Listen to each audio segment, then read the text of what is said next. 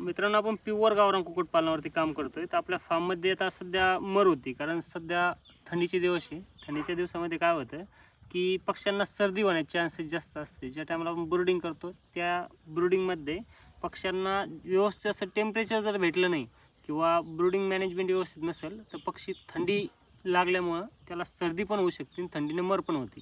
म्हणजे सर्दी होती ती आपल्याला थोडक्यात जर ओळखायची झाली तर हे जर तोंड आपण असं उघडलं याच्या आतमध्ये, त्याच्यामध्ये थोडंसं हे येतं नाही का, जी लाळ असते म्हणजे आपण जी सर्दी असते तिचं ते हे तयार होतं काय की तार तयार होते याच्या आतमध्ये. तर थोडं झूम करा.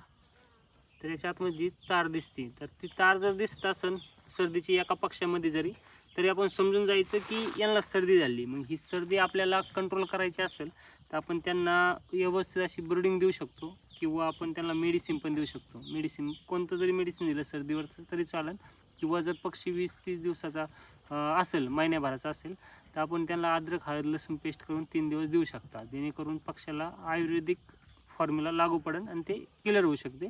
किंवा मेडिसिन भरपूर आहे मार्केटमध्ये, ते पण काही अडचण असेल तर कमेंट करा. धन्यवाद.